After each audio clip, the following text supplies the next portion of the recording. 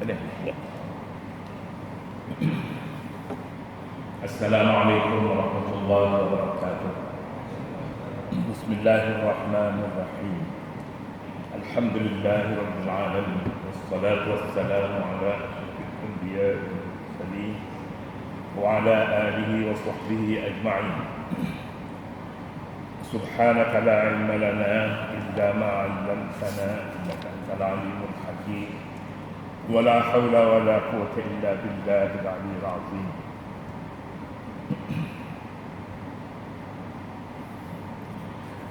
Sila ke muka surat 375. 375 hadis di atas sekali. Al-muslimu akhul muslimi la yuzlimuhu wa la yakhdhuluhu wa la yahqiruhu bihasbi imri'in min asy-syarri an yahqira akhahu al-muslim. Kullu muslimi 'ala al-muslimi haram damuhu wa maluhu wa 'irduhu.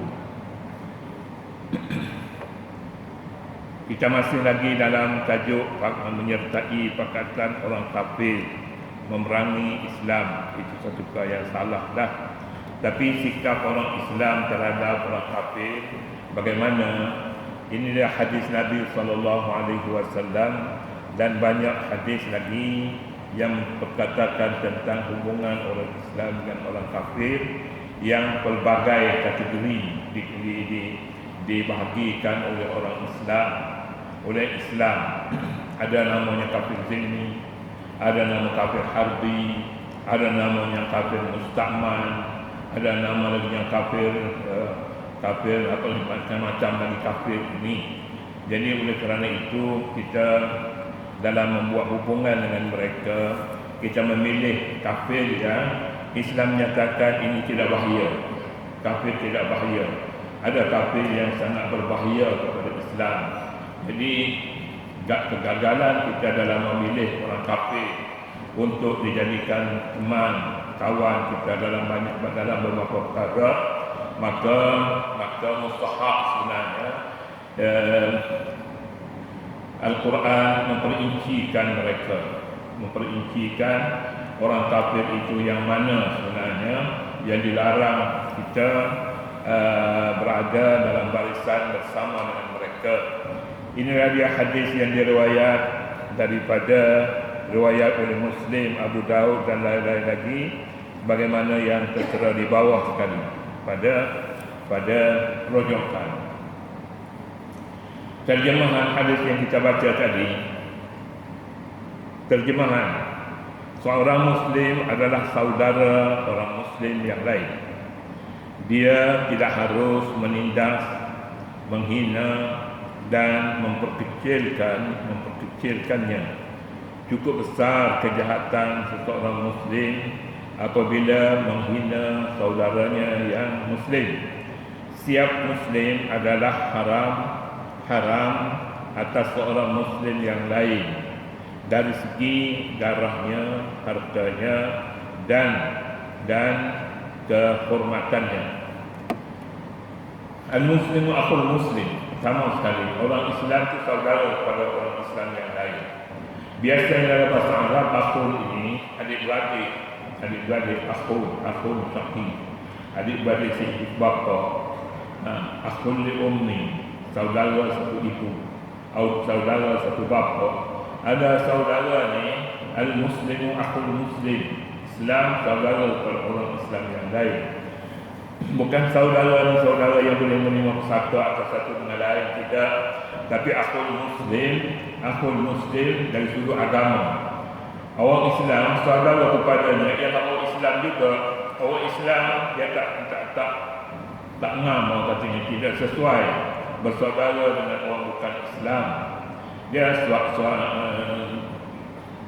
sesuai Islam bersaudara dengan orang Islam. Sebab itulah hadis menyebutkan al-muslimu akhul muslim, orang Islam saudara kepada orang Islam yang lain. Jadi pilihlah saudara sama-sama Islam. Jangan pilih orang bukan Islam, terutama sekali dalam hal-hal berkenaan dengan tolong-menolong, berkenaan dengan berkasih sayang, berkenaan dengan dengan hal yang berkaitan dengan agama terutama sekali, kerana saudara lebih baik daripada yang lain. Ulama Islam sepakat menyatakan haram haram membantu sesama Islam, haram membantu sesama Islam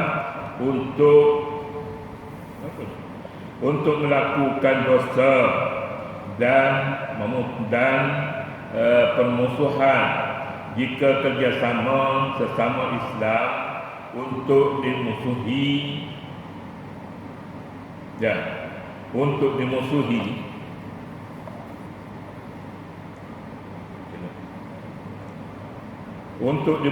orang Islam itu dilarang. Maka lebih utama lagi kerjasama dengan orang bukan Islam, orang kafir untuk menghancurkan umat Islam. Asal-asal inilah ulama Islam dari dunia Islam memutuskan memfatwakan haram atas umat Islam, sama ada atas sifatnya sebagai pemimpin atau rakyat sebagai pertubuhan atau kerajaan memberi kerjasama atau bersekutu dengan kafir. Kena terutama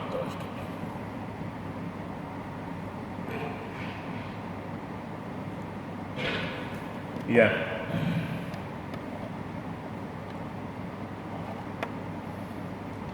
Dalam apa jua bentuk kerjasama, sama ada dalam berperang di pihaknya atau memberi laluan kepadanya seperti ruang udara, lapangan terbang, pelabuhan,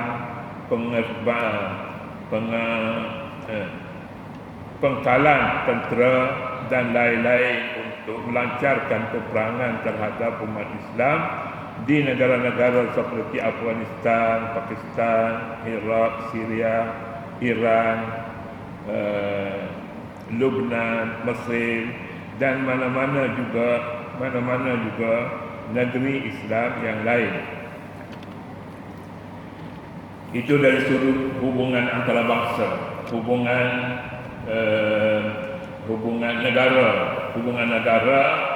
Jadi kalau kafir itu bermusuh, bermusuh bukan hanya kerajaan, juga rakyat juga sama dengan kerajaan. Negara musuh tentulah mereka tidak membenarkan orang Islam masuk ke negara mereka dengan sewenang-wenangnya. Orang Islam juga begitu, mereka tidak boleh membiarkan orang Islam, orang bukan Islam bebas di negara Islam. Hakikatnya begitu. Tetapi jika ada orang yang mengizinkan apa yang dilarang dalam Islam itu, maka ada satu kesilapan yang sangat besar. Ini dari sudut hubungan antara negara dengan negara. Tetapi dalam bidang lain kita dapati, dalam bidang muamalah misalnya, muamalah ni jual beli, sewa menyewa, gadai, ini juga dilihatkan antara satu dengan satu yang lain, masalah dengan masalah. Berjual beli, bergadai, Nabi kita sallallahu alaihi wasallam pernah menggadaikan baju besinya kepada seorang Yahudi. Ini satu perkara yang sangat besar. Dilihat daripada sudut peperangan, baju besi adalah alat untuk berperang. Jadi macam mana Nabi SAW gadai baju besi kepada orang kafir? Dalam hadis ada menyebutkan begitu. Kalangan ulama kita menjawab perkara itu hanya sekali saja untuk menyatakan sah berjual beli dengan orang kafir dan bermuamalah. Tapi kafir itu kafir zimmi.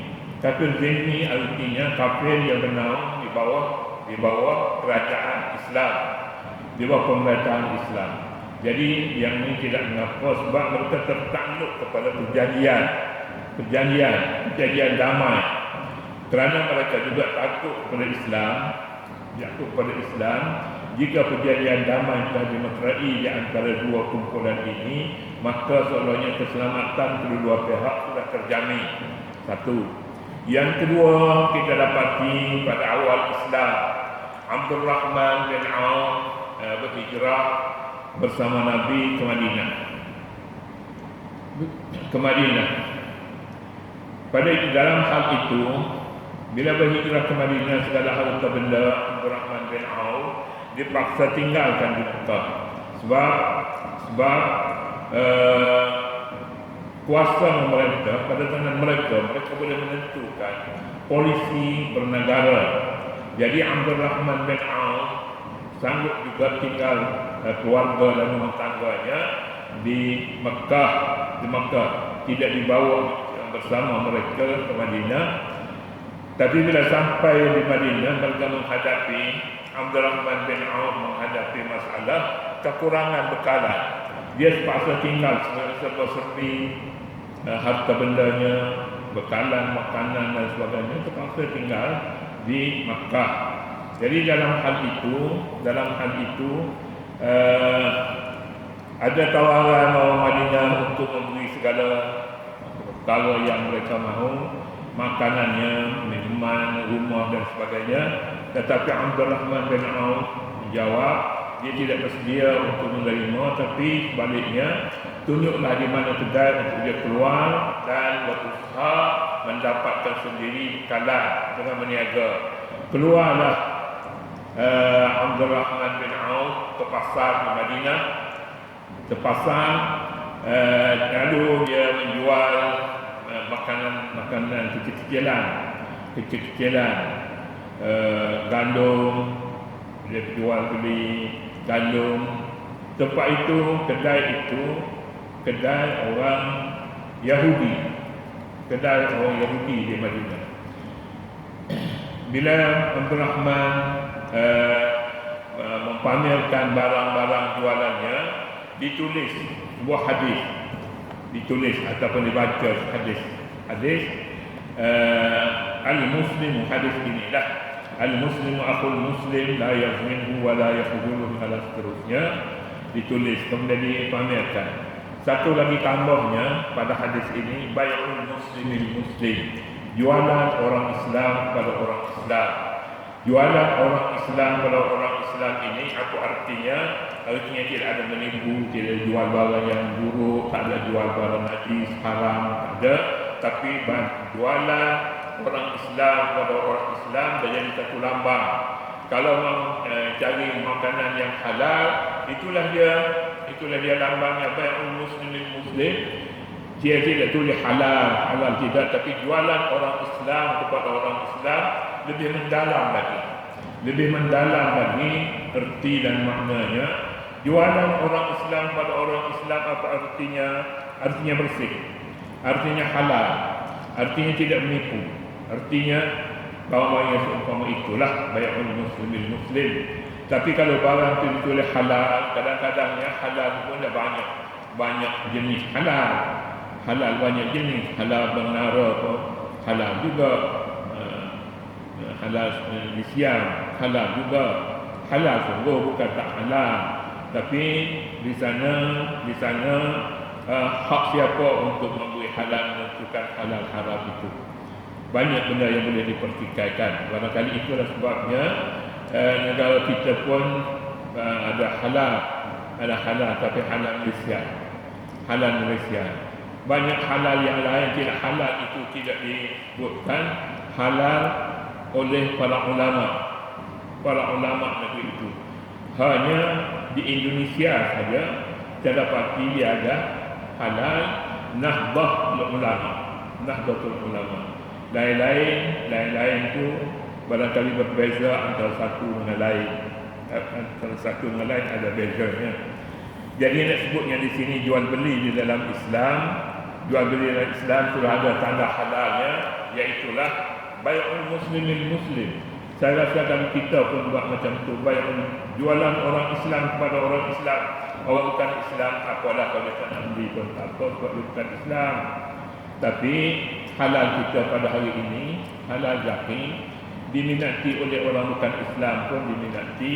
Mereka untuk menulis, meletakkan tanah halal kerana sumber-sumber sudah menyatakan bahawa jual beli orang Islam kepada orang Islam ni tanah halal, ada tanah halal lebih ramai peminatnya. Hatta orang bukan Islam sendiri pun memilih tanah halal daripada yang tak halal. Boleh jadi dari sudut penyakitnya, dari sudut macam-macam lagi lah. Kemudian membenarkan umat Islam dan negaranya diganasi dan dikhianati adalah dosa yang sangat keji dan dikutuk. Bahkan satu pengkhianatan terhadap Allah, Rasul dan umat Islam seluruhnya. Umat Islam sepatutnya berganding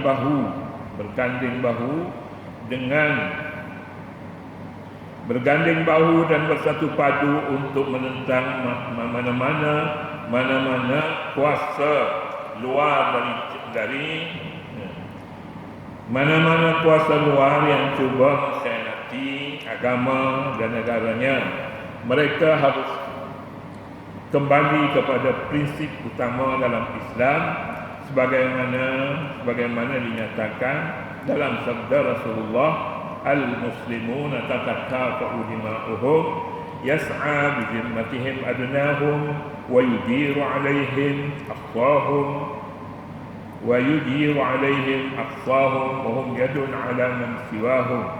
Terjemahannya, orang Islam sama taraf pada darah mereka. Orang Islam sama tarafnya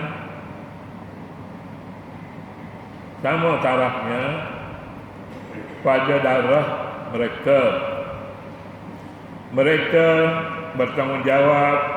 bertanggungjawab terhadap orang yang rendah dalam kalangan mereka dan melindungi orang yang jauh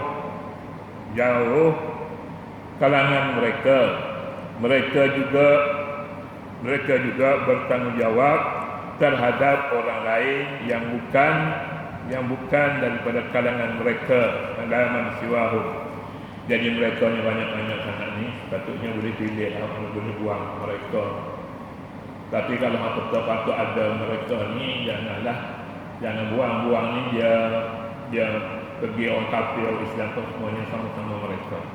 Jadi itulah dia prinsipnya di sini. Orang Islam sama-sama mereka kupu. Kupu biasa kita dengar dalam hal perkahwinan, dia ada kupu.